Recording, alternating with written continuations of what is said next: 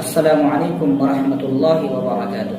اچھے اور برے دوست کی ایک بہترین مثال آپ کے سامنے پیش کرنے والا ہوں۔ جلیل القدر صحابی سیدنا ابو موسیٰ الاشعری رضی اللہ تعالی عنہ فرماتے ہیں کہ رسول اللہ صلی اللہ علیہ وسلم نے ارشاد فرمایا، نیک اور برے دوست کی مثال مشک ساتھ رکھنے والے اور بھٹی دھوکنے والے کی سی ہے۔ جس کے پاس مشک ہو اور آپ کو اس سے دوستی بھی ہو تو یا تو تمہیں وہ تحفے کے طور پر کچھ مشک دیں گے یا تم اس سے خود مشک خریدو گے، اور بھٹی دھونے والا یا تو تمہارے کپڑے بھٹی کی آگ سے جلا دے گا یا تو تمہیں اس کے پاس سے ایک بدبودار دھواں پہنچے گا۔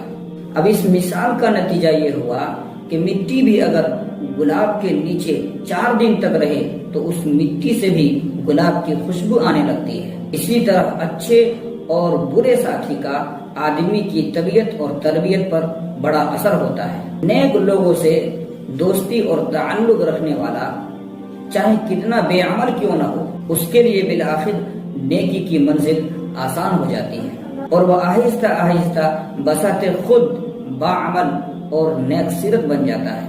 اور اللہ نہ کرے اگر چاروں طرف بے عمل اور بد عمل دوستوں کا گھیرا ہو تو آدمی ساری زندگی برائی کے دلدل میں پھنسا رہتا ہے اور باہر نکلنے کی کوئی صورت پیدا نہیں ہوتی۔ بالآخر ایسا آدمی ساری زندگی ہدایت سے محروم رہتا ہے اور عذاب الہی کی پکڑ میں آ جاتا ہے۔ اسی لیے آج ہی غور کریں کہ آپ کا دوست نمازی ہے یا بے نمازی، حلال کھانے والا ہے یا حرام کھانے والا، شیطان کا دوست ہے یا رحمان کا فرما بردار، دنیا کا حریص ہے یا آخرت کا فکر مند۔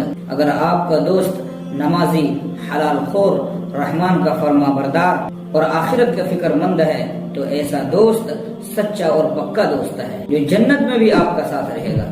بصورت دیگر بدعمل دوست بدترین دشمن سے بھی زیادہ نقصان دہ ہے، کیونکہ بدترین دشمن کبھی کبھار موقع ملنے پر آپ کو نقصان دے سکتا ہے، جبکہ پہلو میں رہنے والا بدعمل دوست دینی اور اخروی زندگی کو ہمیشہ نقصان پہنچاتا ہے۔